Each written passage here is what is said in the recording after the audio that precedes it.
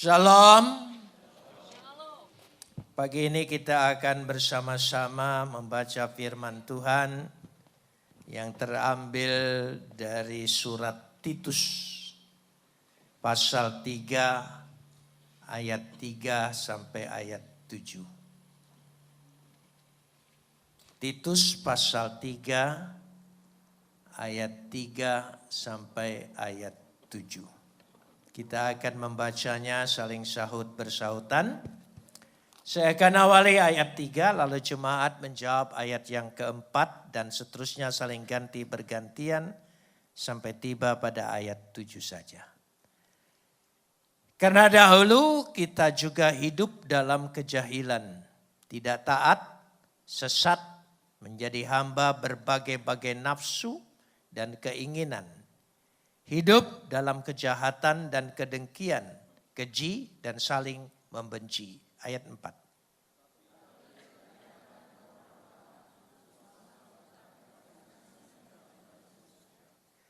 Pada waktu itu Dia telah menyelamatkan kita, bukan karena perbuatan baik yang telah kita lakukan, tetapi karena rahmat-Nya yang oleh permandian kelahiran kembali dan oleh pembaharuan yang dikerjakan oleh Roh Kudus.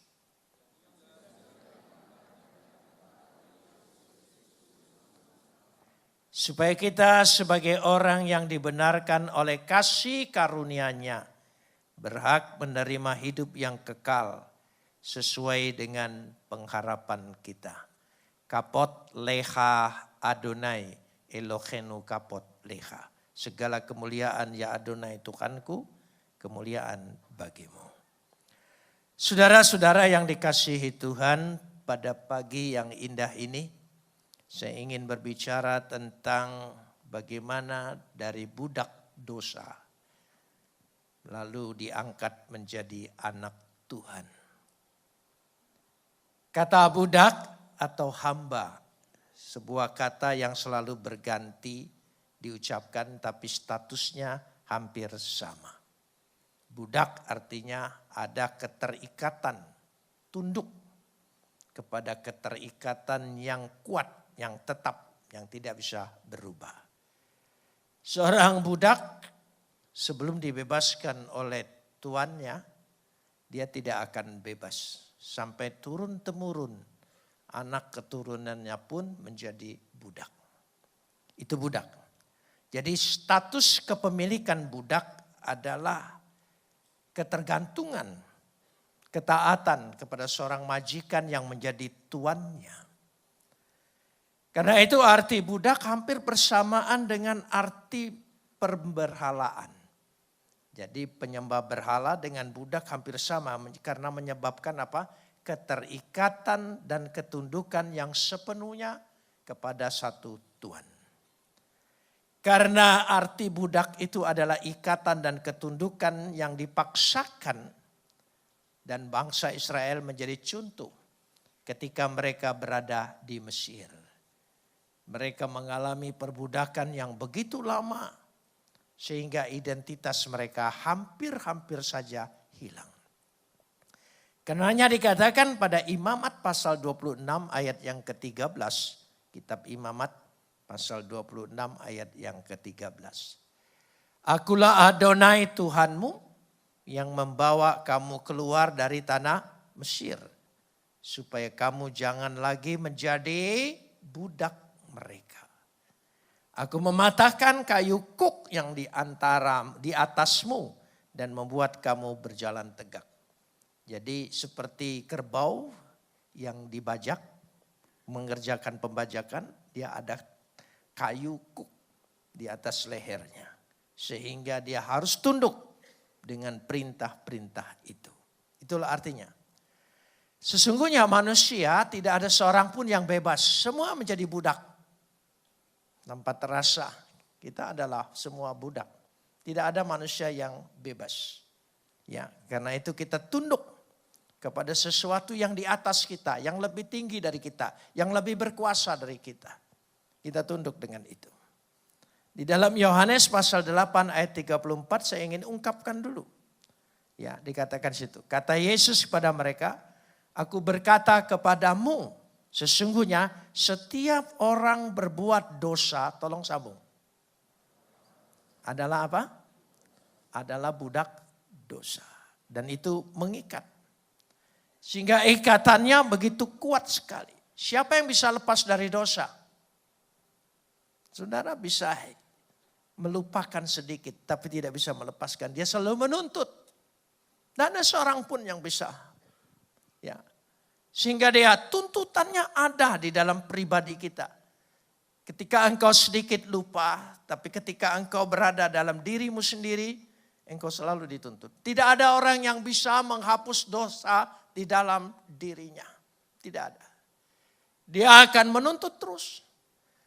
Sehingga manusia itu jiwanya menjadi tertekan. Pikirannya, hidupnya kurang berkembang dan terus. Tidak maksimal pencapaian manusia yang diinginkan oleh Tuhan. Tidak. Dia selalu menjadi sebuah hamba. Ada orang yang menjanjikan kemerdekaan, dikatakan Petrus kepada orang lain. Padahal dia sendiri adalah hamba dari kebinasaan itu. Sehingga seorang pun tidak bisa dibebaskannya. Orang-orang yang berdosa, yang belum ditebus, berada dalam ketetapan dosa. Upah dosa adalah maut. Jelas sekali di situ. Saya ingin memberikan seperti ini. Ketika kita dibelenggu oleh dosa, kita dibebaskan oleh Kristus. Seperti ayat yang kita baca. Kita merdeka, bebas. Lalu saya ingin tanya, bebas dari apa? Dari dosa. Lalu apa yang kita lakukan? Kita bebas, kita merasa bebas atas diri kita. Kita menentukan, kita lupa yang membebaskan itu kasih karunia. Yang membebaskan itu ada pelakunya. Jangan merasa saudara bebas, merdeka, seolah-olah tidak ada kewajiban, tidak ada tanggung jawab lagi. Ini kesalahan besar orang Kristen. Kebanyakan seperti itu. Dia merasa tidak ada tanggung jawab lagi. Dia dibebaskan oleh siapa? Oleh kuasa siapa? Dia ditebus oleh siapa? Oleh Yesus. Seharusnya orang itu menundukkan dirinya kepada Yesus. Tapi banyak orang Kristen tidak. Saudara, nanti beberapa hal kita akan kasih contoh. Jadi ketika kita merasa kita bebas, merdeka, menentukan diri sendiri, bebas dari apa?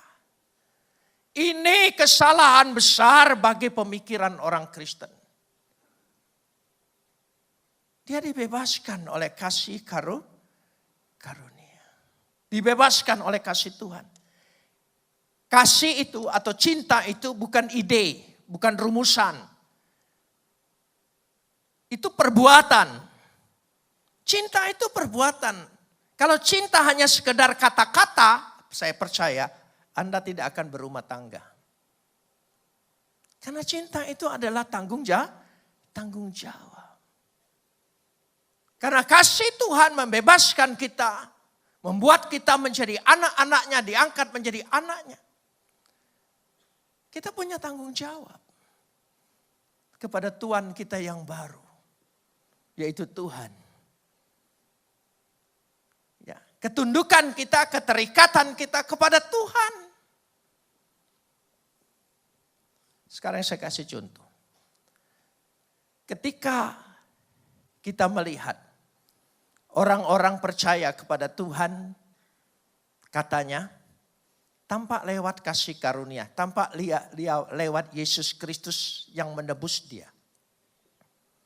Dia membuktikan iman percayanya berdasarkan hukum Taurat. Dia ikuti hukum Taurat itu untuk membuktikan bahwa dia percaya pada Tuhan. Dia buktikan. Dan itu juga banyak kita lihat contoh di Indonesia. Dia buktikan. Lalu kita dibebaskan menerima kasih karunia Tuhan. Apa pembuktian kita? Apa pembuktian kita? Bahwa kita sudah menerima kasih karunia. Pembuktian kasih Tuhan yang begitu besar. Karena begitu besar kasih Tuhan akan isi dunia ini, maka Dia, apa ayat yang paling populer? Mengaruniakan anaknya yang tunggal. Kasih itu perbuatan, bukan perkataan, bukan hanya sekedar pernyataan. Dia korbankan anaknya yang tunggal. Supaya setiap orang percaya tidak binasa, melainkan beroleh hidup yang. Kata percaya seringkali dia mengerti hanya sebuah pernyataan kata-kata. Bohong. Bukan. Kata percaya pistis pistio adalah perbuatan. Saya kasih contoh supaya memudahkan. Ketika orang taat, percaya, dia percaya dengan Tuhan melalui hukum. Melalui hukum Tuhan, Taurat. Kita percaya kepada Tuhan melalui kasih karunia. Karena Tuhan sudah menebus kita. Itu bedanya. Untuk membuktikan dia percaya kepada Tuhan. Dia ikuti hukum-hukum Tuhan. Dia taati hukum-hukum Tuhan. Dia taat. Sampai orang miskin pun dia berusaha seumur hidupnya mengumpulkan uang buat untuk pergi ibadah seumur hidup sekali. Hanya untuk melaksanakannya. Dia tidak bercita-cita setelah dia keluar kumpulkan uang semua yang seumur hidup dia buat. Ya, dia korbankan semua. Dia tidak berpikir bakal dapat keuntungan dari situ. Tidak. Dia hanya ingin membuktikan, aku percaya Tuhan yang ku percaya, aku taati hukumnya. Begitu hebatnya. Tidak sedikit orang di kampung saya melihat, mewakafkan tanahnya yang kecil buat masjid. Dia ingin membuktikan bahwa dia taat kepada Tuhan melalui hukum Tuhan. Dia lakukan. Sekarang saya balik. Apa buktinya bahwa engkau menerima kasih Tuhan dan mengasihi Tuhan. Dengan segenap hati, dengan segenap jiwa, dengan segenap akal budimu. Kalau engkau kalah pembuktiannya dengan orang yang percaya pada Tuhan lewat hukum. Sekali lagi saya katakan, itu penipuan atas dirimu sendiri. Tidak benar. Harus kasih itu lebih daripada yang lain. Amin. Kasih tidak ada perhitungan. Kalau Taurat hanya 10%, kecil. Kalau kasih, tidak ada hitung-hitungan. Tidak ada batas-batasan. Sepenuh hati, sepenuh jiwa dia serahkan semuanya. Amin. Kasih, pengharapan, dan iman. Yang lebih besar mana? Yang lebih besar mana? Tolong lebih keras mana? Yang lebih besar mana? Kita tahu. Kalau kasih kita sendiri ternyata kecil porsinya, iman dan pengharapanmu lenyap. Sekarang waktunya kita buktikan bahwa kita percaya itu karena kita mengasihi Tuhan. Kasihnya itu yang menyelamatkan. Karena kemerdekaan yang kita terima semata-mata karena perbuatan Tuhan. Dia yang memerdekakan kita. Sehingga contoh ketaatan seperti ini harus jelas. Sebagai contoh yang kedua, ilustrasi. Saya ingin ajak baca Matius 8 ayat 9. Matius pasal 8 ayat yang ke-9. Coba kita lihat bersama. Sebab aku sendiri seorang bawahan. Dan di bawahku ada pula prajurit. Jika aku berkata kepada salah seorang prajurit itu pergi, maka ia pergi. Dan kepada seorang lagi datang, maka ia datang. Ataupun kepada hambaku kerjakanlah ini, maka ia mengerjakan. Itu ketika Yesus menyembuhkan seorang hamba perwira daripada tentara Romawi. Sikapnya seperti itu. Dia kerjakan. Dia pergi. Dia datang. Itu ketaatan. Sehingga dipuji oleh Yesus. Belum pernah aku melihat iman seperti ini di tengah-tengah orang Yahudi, Israel. Luar biasa. Itu arti ketaatan. Coba renungkan. Saya ingin kasih contoh. Saya tidak keberatan kita ibadah di bioskop. Bukan tempat yang menentukan. Ya, kita memuji-muji Tuhan, gegap gembita, seluruh musik. Enggak beda dengan konser. Saya tidak keberatan. Itu baik. Karena itu sudah menjadi, katakanlah, perkembangan dari cara orang menyembah Tuhan. Tapi saya ingin tanya, kita datang ke tempat ini, kita tahu ini ada apa? Bioskop, kita tahu ini mall, tapi saudara pergi ke gereja. Saya ingin tanya, apa bedanya? Bahwa kita sekarang berkumpul, beribadah, bahwa ini gereja. Kalau yang lain hampir sama semua. Bedanya ketika kita mendengar firman Tuhan. Amin. Ketika firman Tuhan diberitakan, itu tandanya ibadah. Beri kemuliaan bagi dia, itu ibadah. Tempat, ya, liturgi itu tidak menentukan. Yang menentukan ketika kita mendengar firman Tuhan. Dan mendengarkan firman Tuhan sambil berjanji dalam hatiku, Tuhan, aku ternyata kurang mengasihi Engkau. Aku hanya kata-kata. Aku kurang. Ampuni aku. Robah aku.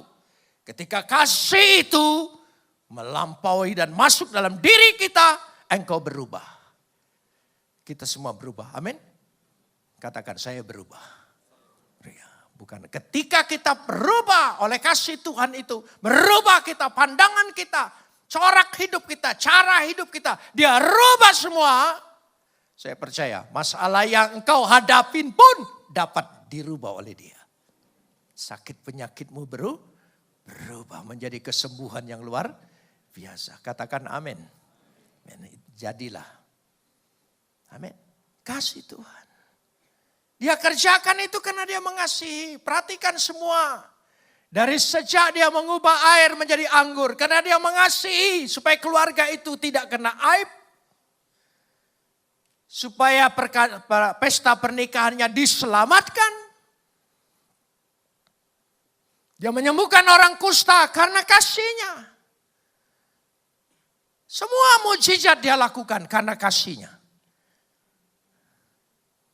Saudara mengharapkan mujizat Tuhan terjadi di tempat ini? Satu modalnya apa? Kasihi Tuhanmu dengan segenap hatimu, dengan segenap jiwamu, dengan segenap akal budimu. Saudara perhatikan, jangan dirubah. Segenap hati. Jujur, kita segenap hati. Segenap jiwa. Coba orang jatuh cinta. Kalau hanya kata-kata yang kosong, pasti saudara katakan gombal itu. Ya. Kira-kiranya banyak Kristen gombal enggak?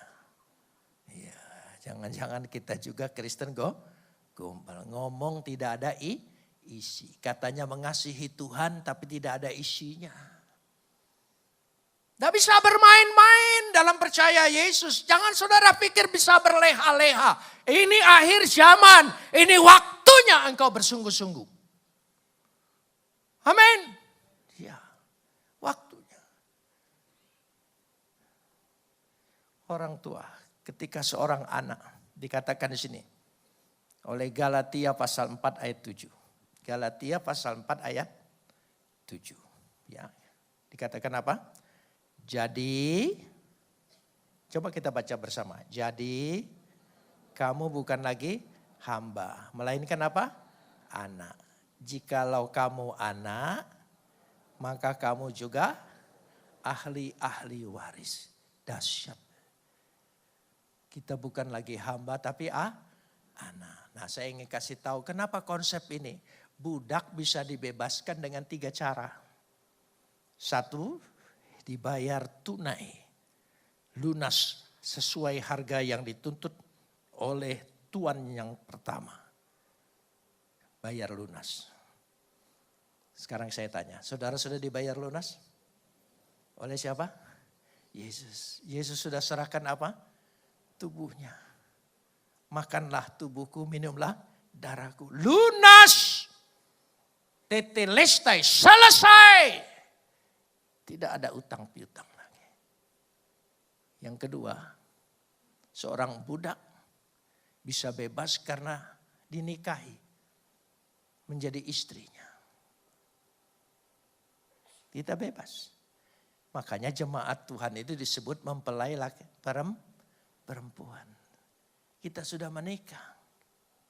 Kita terikat. Yang ketiga, kita diadopsi menjadi anak. 3 hal ini. Semua ada pada kita. Dibayar lunas sudah. Menjadi mempelai Tuhan sudah. Dan diadopsi menjadi anak. Barang siapa percaya kepadanya, ya, diangkat, diberi kuasa untuk menjadi anak. Yohanes 1 ayat 12. Luar biasa. 3 hal sudah semua. Saudara kita anak. Ahli waris. Anak itu punya hak. Ahli waris. Masih ingat kisah sebagai ilustrasi? Anak bungsu minta kepada bapaknya. Dia berkata bagaimana? Pulang dari sini tolong baca Lukas 15. Berikanlah kepadaku hak yang aku punya. Ternyata anak itu punya hak. Luar biasa. Anak punya hak. Gampang contohnya. Karena itu kita juga pernah jadi anak. Ya, dalam rumah tangga kita punya anak. Kita tahu anak punya hak. Anak memang tidak terikat aturan seperti pembantu. Anak bebas. Tapi dalam kebebasannya. Apa yang lebih berat bagi anak? Apa yang lebih berat bagi anak? Dia harus mengikuti kehendak Bapak. Kehendak Bapak itu otoritasnya ada pada anak. Dia harus ikuti kehendaknya. Dia tidak bisa mengikuti kehendak dirinya karena dia anak. Dan ketika anak itu mengikuti kehendak bapaknya, bapaknya suka. Dan dia tidak merasa dia jadi budak, tidak terpaksa, kehendak bapak. Karena dia tahu bapaknya pasti berkehendak hal-hal yang baik. Sekarang saya tanya, kita balik lagi. Kita bersama-sama merenungkan. Apa kita ini mengikuti kehendak Bapa atau kehendak diri kita sendiri? Ayo jujur. Padahal doa itu dari pertama, doa Bapa kami. Jadilah kehendak-Mu di bumi ini seperti di surga. Jadi kehendaknya. Semua berbicara kehendak. Tuhan punya kehendak.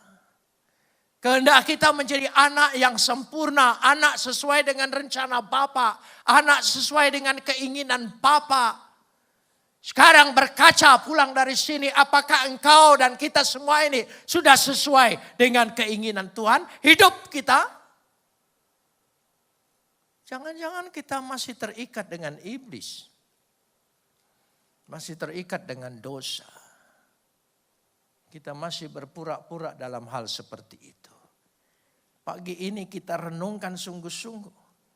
Sehingga kita kelak tidak akan menyesal bahwa kita adalah ahli waris. Ahli warisnya. Pertanyaan saya. Waris itu pasti atau tidak? Ya, waris. Kalau engkau anak, kita memperoleh kepastian.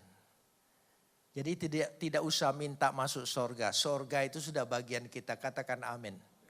Sorga sudah bagianmu.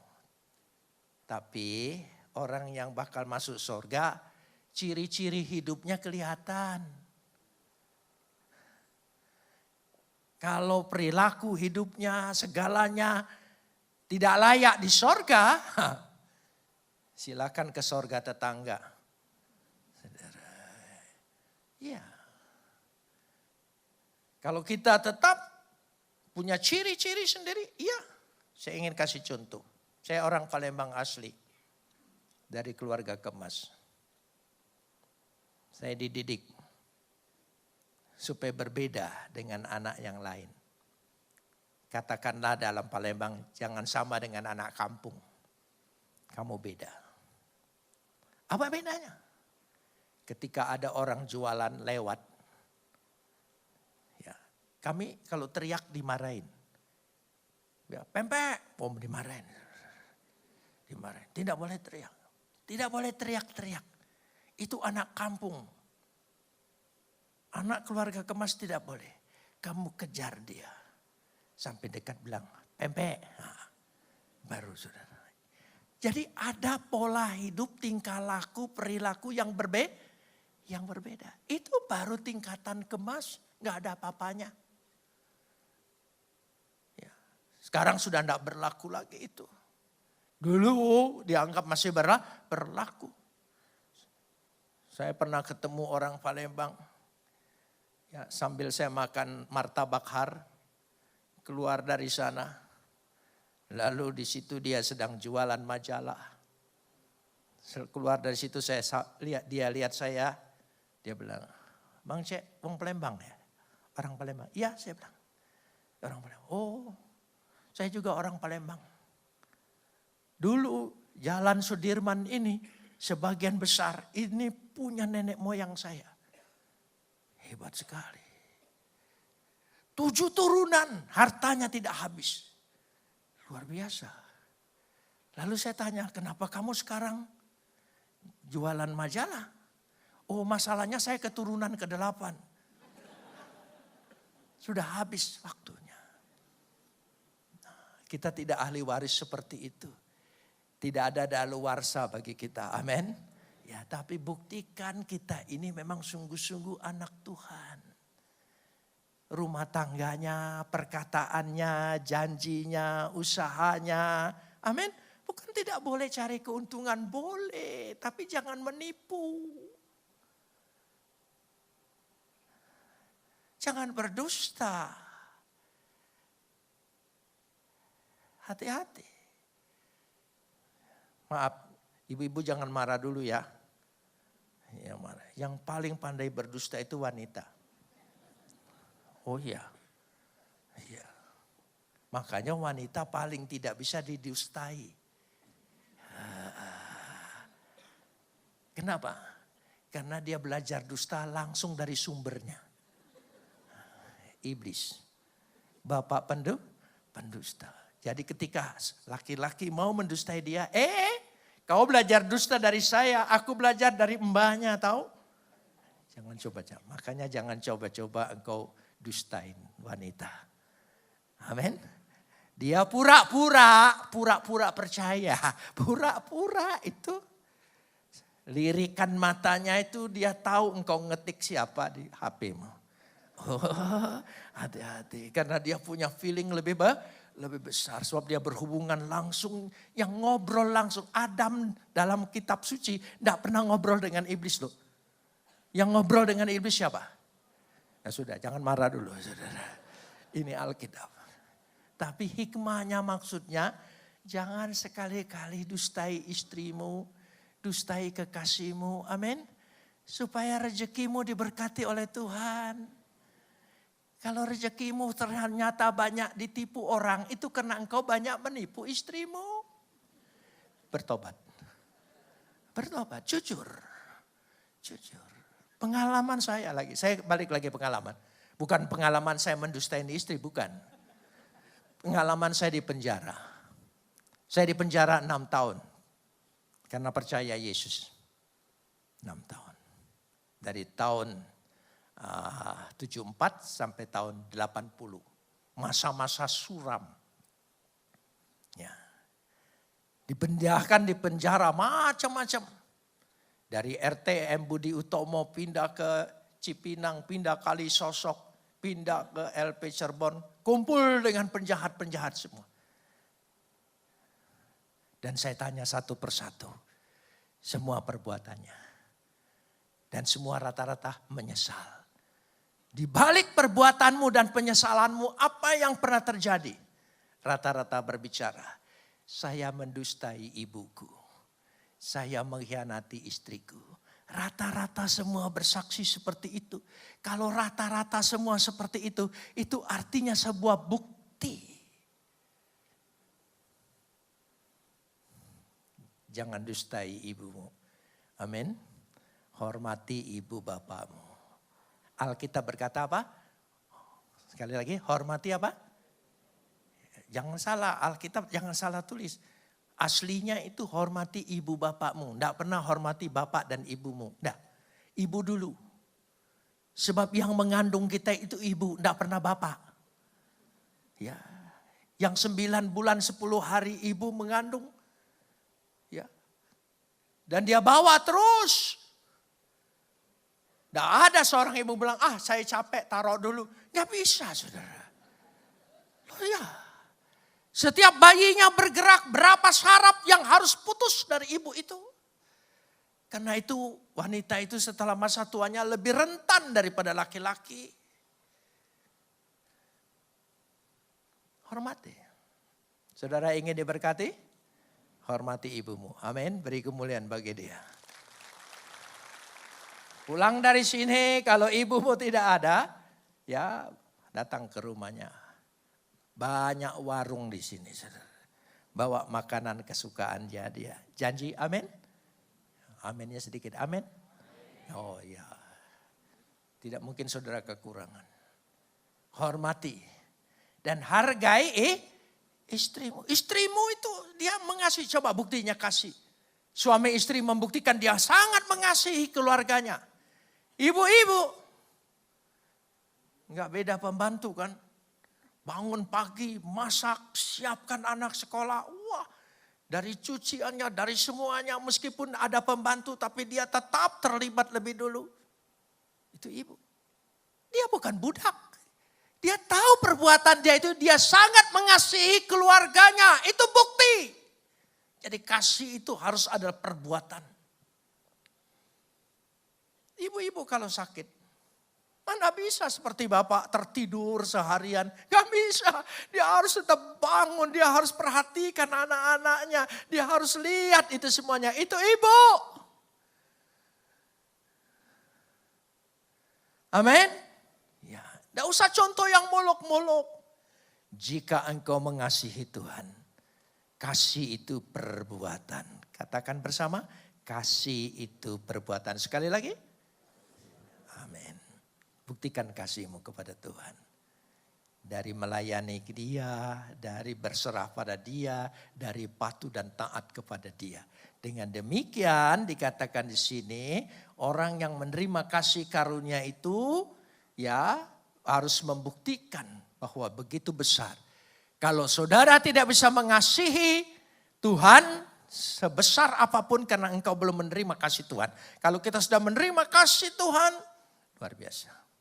Kita harus lebih daripada orang yang percaya Tuhan hanya lewat hukum. Sementara kita percaya Tuhan lewat pribadi Yesus Kristus yang sudah mati dan bangkit buat saya dan saudara. Beri kemuliaan bagi dia.